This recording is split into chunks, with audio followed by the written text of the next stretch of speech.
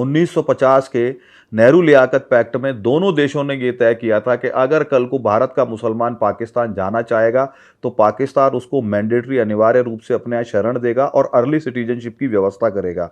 और अगर पाकिस्तान का कोई भी माइनॉरिटी, सिर्फ हिंदू ही नहीं, कोई भी माइनॉरिटी भारत आना चाहेगा तो भारत उनको मैंडेटरी अनिवार्य रूप से शरण देगा और उनको प्राथमिक रूप से नागरिकता देगा। भारत ने ये वचन निभाया। नेहरू जी की सरकार ने 1955 में जो नागरिकता एक्ट बनाया उसमें 7 ईयर्स में माइनॉरिटी ऑफ पाकिस्तान अफगानिस्तान को नागरिकता देने की बात बाकायदा डॉक्यूमेंटेड लिखी गई है सेक्शन 51A में। और नॉर्मल फॉरेनर इस धरती का कोई भी भारत में आके रहना चाहे तो उसको 12 वर्ष बाद नागरिकता मिलेगी, ये प्रावधान है। तो एक तो जो ये बात होती है कि ये लॉ एंटी मुस्लिम है, तो भारत में 600 से अधिक मुसलमान जो पाकिस्तान से आए हुए उनको नॉर्मल सेक्शन में 61 में नागरिकता दी गई है, इसका डेटा है। अधिक हिंदू आते हैं बड़ी संख्या में क्योंकि वो प्रताड़ित हैं, उनको 51A 51B जो अलग अलग सेक्शन से अर्ली सिटीजनशिप के उसमें नागरिकता दी जाती है। अमित शाह जी ने और मोदी जी ने ऐसा कोई काम नहीं कर दिया। इन्होंने क्या किया, न तो इन्होंने क्षेत्र बदला।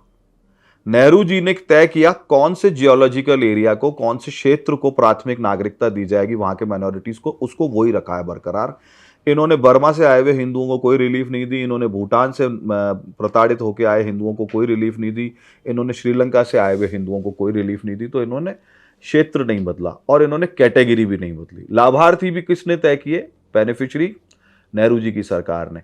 इन्होंने केवल एक काम किया, सेक्शन 51A में ये मैंडेटरी शर्त है कि आपको अगर अर्ली सिटीजनशिप चाहिए और आप पाकिस्तान के या अफगानिस्तान के या बांग्लादेश के माइनॉरिटी हैं तो आपको ये प्रूव करना पड़ेगा कि आप अविभाजित भारत के नागरिक थे या आप अविभाजित भारत के नागरिक के संतान हैं, प्रथम पीढ़ी है, फर्स्ट जनरेशन है। तो हमने कहा साहब ये जो बच्चे हैं छोटे 10 साल 12 साल 18 साल 20 साल के, इनके पास में ये प्रमाण है ही नहीं क्योंकि इनके पिता का जन्म ही किसी का 75 का है, किसी का 77 का है, किसी का 78 का है, किसी का 65 का है। तो ये बच्चे तो नागरिकता ले ही नहीं पाएंगे, ये 12 साल के सेक्शन में फॉल करेंगे। आप इनको मैंडेटरी असाइलम तो इसलिए दे रहे हैं क्योंकि आप नेहरू लियाकत पैक्ट से बंधे हुए हैं। इनको सड़ाने से क्या फायदा, इनका टाइम वेस्ट करने से क्या फायदा। इनको क्यों ना जल्दी से जल्दी भारत की मुख्य धारा में लाया जाए, क्योंकि आप इनको ऑफिशियल असाइलम दे चुके हैं, वापस नहीं जाएंगे, आप भी जानते हैं। तो हमने ये आग्रह किया कि आप ये सेक्शन में जो राइडर लगाया हुआ है, इन बच्चों की शक्ल देख के, इन बेचारे निरी संतानों को देख के ये सेक्शन डिलीट कर दीजिए, ये राइडर डिलीट कर दीजिए सेक्शन में से। तो एक तो ये काम हुआ है। दूसरा काम ये हुआ है कि बहुत निर्धन लोग हैं वैभव, आप आके कभी समय निकाल के आइए, जोधपुर जैसलमेर स्लम्स में लोग रह रहे हैं, एक समय का खाना खाने के लिए पैसा नहीं है, डेली वेजेस की लेबर का काम कर रहे हैं।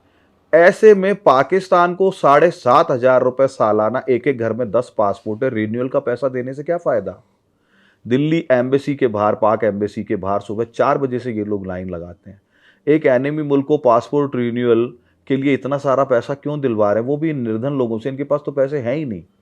तो जैसे राजनाथ सिंह जी के समय, शिवराज पाटिल जी के समय और बाकी कांग्रेस के गृह मंत्रियों के समय पासपोर्ट के रिन्यूअल की छूट दे दी गई कि भाई एक्सपायर्ड पासपोर्ट पे आप नागरिकता ले लो, कोई बात नहीं, हम आपको आपके पैसे और समय का बर्बादी रोकेंगे, वो छूट अमित शाह जी ने अब की बार भी दी है। इसकी हिस्ट्री है, कांग्रेस की सरकारों ने भी ऐसा ही किया है।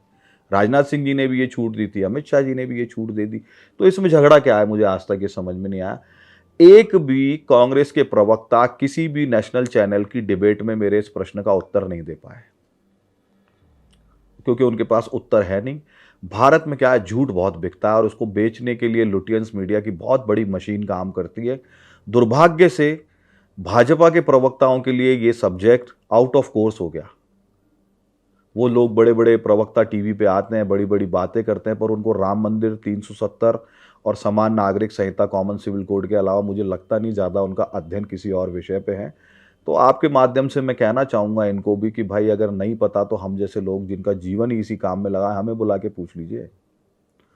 इन लोगों की फेस सेविंग हमको जाके करनी पड़ती है, तो इसकी ज़रूरत क्या है। आपने एक ऐसा मानवीय काम किया, ऐसा करुणापूर्ण काम किया है जिसके लिए पूरी दुनिया में आपकी वाह वाह होनी चाहिए थी, लेकिन लुटियंस मीडिया का प्रोपेगेंडा और इस्लामिक जकात के पैसे ने आपकी पूरी दुनिया में तू तू करवा दी। अमेरिका जैसे देश में जब ट्रंप के रहते हुए 8 सिटी काउंसिल्स ने आपके खिलाफ प्रस्ताव पास कर दिया, मतलब भारत की संसद के कानून का अमेरिका के नगर निगम नगर पालिकाओं का क्या लेना देना है भैया। हमारे एक मित्र ने जाके शिकागो की मेयर से मुलाकात की, सारे डॉक्यूमेंट्स प्रस्तुत किए। एक आईटी इंजीनियर ने, शिकागो की मेयर कन्विंस हुई और उन्होंने प्रस्ताव को आने से पहले वीटो करके ब्लॉक कर दिया कि भैया ये तो हिंदू, सिख और बाकी माइनॉरिटीज़ पे बड़ा भयंकर अत्याचार हो रहा है पाकिस्तान में, हमें ये फैक्ट्स पता ही नहीं थे। तो ये हमारे गवर्नमेंट ऑफिशियल्स क्या कर रहे हैं? इनको शर्म नहीं आती है? लाखों रुपए की तनख्वाहें लेते हैं और इनकी नाक के नीचे, इनकी आंख के नीचे भारत सरकार की पूरी दुनिया में इतने करुणापूर्ण कानून के लिए बदनामी हो रही है। इनको शर्म आनी चाहिए। हम जैसी एक एनजीओ, हम जैसे छोटे से लोग रीच आउट कर लेते हैं हर चीज पे जा करके, और इनके पास इतनी बड़ी मशीनरी, इतना बड़ा पैसा, सरकार का तमगा होते हुए भी इनको शर्म नहीं आती, ये लोग कोई काम नहीं करते। भारत के हिंदू समाज से मैं यही कहना चाहूंगा कि अगर आपने अपने जीवन में कभी भी एक क्षण के लिए भी इस करुणापूर्ण कानून का विरोध किया है तो उन बच्चियों का श्राप आपको भी लगेगा। बच्चियां आपकी भी हैं।